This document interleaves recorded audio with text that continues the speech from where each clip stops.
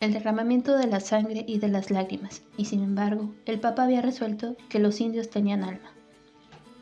En 1581, Felipe II había afirmado ante la audiencia de Guadalajara que ya un tercio de los indígenas de América había sido aniquilado y que los que aún vivían se veían obligados a pagar tributos por los muertos. El monarca dijo, además, que los indios eran comprados y vendidos, que dormían a la intemperie, que las madres mataban a sus hijos para salvarlos del tormento en las minas. Pero la hipocresía de la corona tenía menos límites que el imperio. La corona recibía una quinta parte del valor de los metales que arrancaban sus súbditos en toda la extensión del Nuevo Mundo hispánico, además de otros impuestos. Y otro tanto ocurría en el siglo XVIII con la corona portuguesa en tierras de Brasil. La plata y el oro de América penetraron como un ácido corrosivo, al decir de Engels, por todos los poros de la sociedad feudal moribunda en Europa.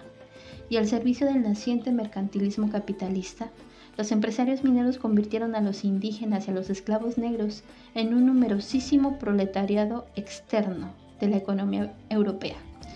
La esclavitud grecorromana resucitaba en los hechos en un mundo distinto.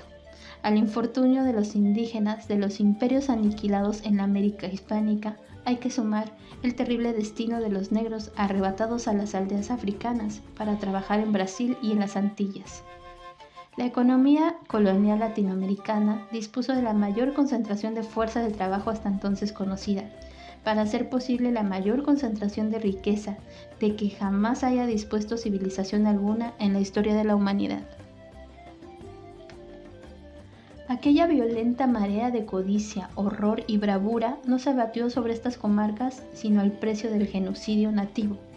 Las investigaciones recientes mejor fundadas atribuyen al México precolombino una población que oscila entre los 25 y 30 millones, y se estima que había una cantidad semejante de indios en la región andina, América Central y las Antillas. Contaban entre 10 y 13 millones de habitantes.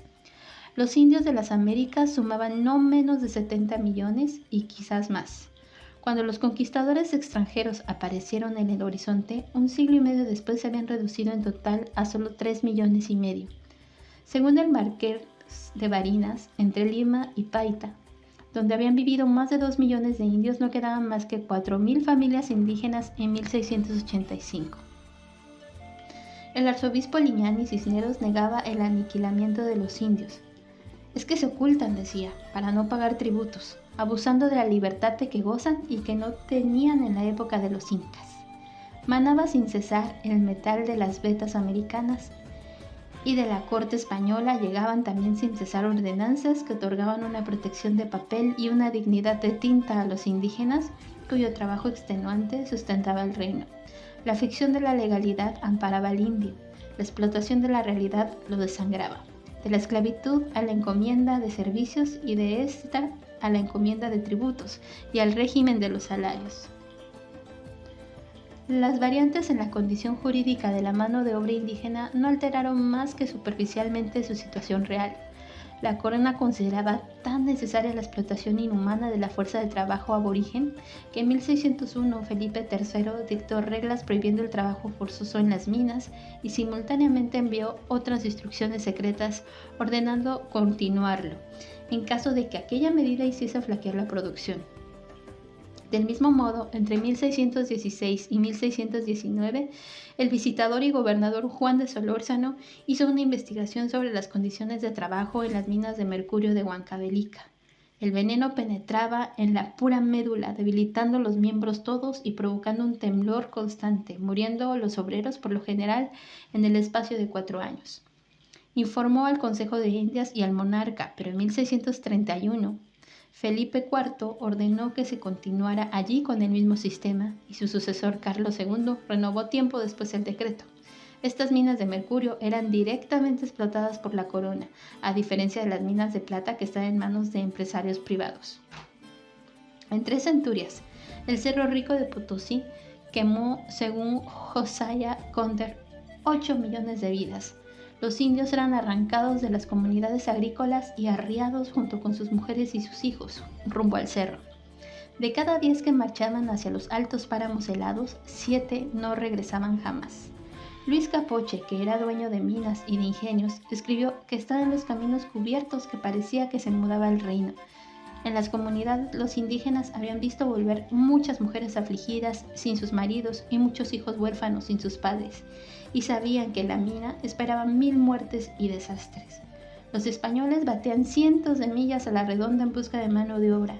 Muchos de los indios morían por el camino antes de llegar a Potosí, pero eran las terribles condiciones de trabajo en la mina las que más gente mataban. El dominico Fray Domingo de Santo Tomás denunciaba al Consejo de Indias, en 1550, a poco de nacida la mina, que Potosí era una boca del infierno, que anualmente tragaba indios por millares y millares y que los rapaces mineros trataban a los naturales como a animales sin dueño. Y Fray Rodrigo de Loaiza diría después: estos pobres indios son como las sardinas en el mar, y así como los otros peces persiguen a las sardinas para hacer presa en ellas y devorarlas, así todos en estas tierras persiguen a los miserables indios.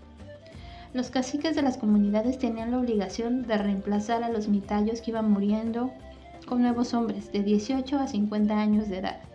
El corral de repartimiento donde se adjudicaban los indios a los dueños de las minas y los ingenios, una gigantesca cancha de paredes de piedra, sirve ahora para que los obreros jueguen al fútbol.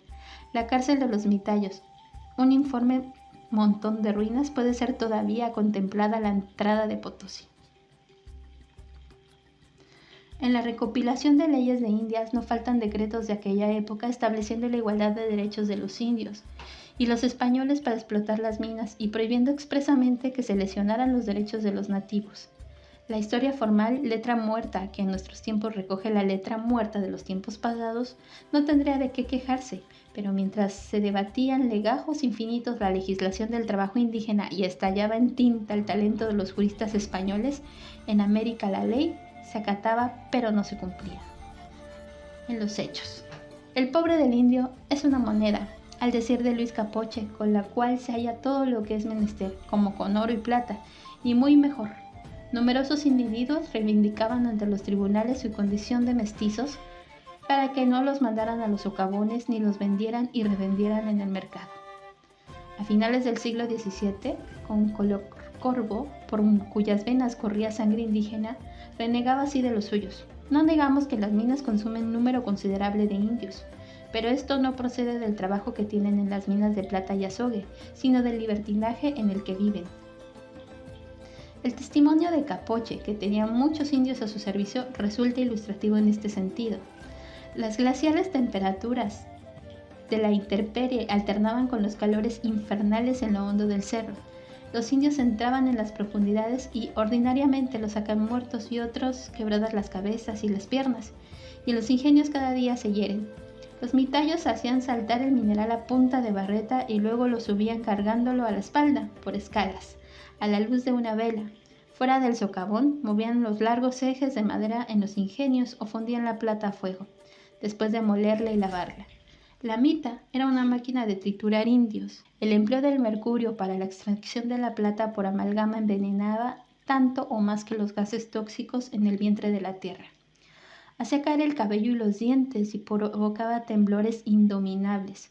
Los azogados se arrastraban pidiendo limosna por las calles. 6.500 fogatas ardían en la noche sobre las laderas del Cerro Rico, y en ellas se trabajaba la plata valiéndose del viento que enviaba el glorioso San Agustino desde el cielo.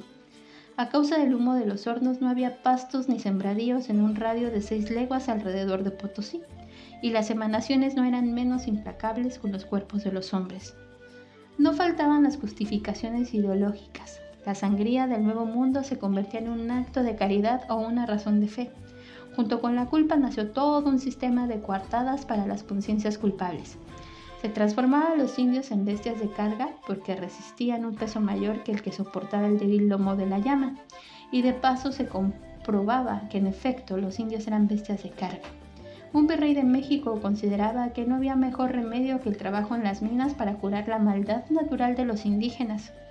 Juan Ginés de Sepúlveda, el humanista, sostenía que los indios merecían el trato que recibían porque sus pecados e idolatrías constituían una ofensa contra Dios.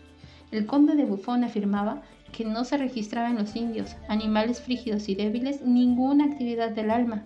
El abate de Pau inventaba una América donde los indios degenerados se alternaban con perros que no sabían ladrar, vacas incomestibles y camellos impotentes. La América de Voltaire, habitada por indios perezosos y estúpidos, tenía cerdos con el ombligo a la espalda y leones calvos y cobardes. Bacon de Maistre, Montesquieu, Home y Bodin se negaron a reconocer como semejantes a los hombres degradados del Nuevo Mundo. Hegel habló de la impotencia física y la espiritual de América y dijo que los indígenas habían perecido al soplo de Europa. En el siglo XVII, el padre Gregorio García sostenía que los indios eran de ascendencia judía, porque al igual que los judíos son perezosos, no creen en los milagros de Jesucristo y no están agradecidos a los españoles por todo el bien que les han hecho. Al menos no negaba este sacerdote que los indios descendieran de Adán y Eva. Eran numerosos los teólogos y pensadores que no habían quedado convencidos por la bula del Papa Paulo III, emitida en 1537,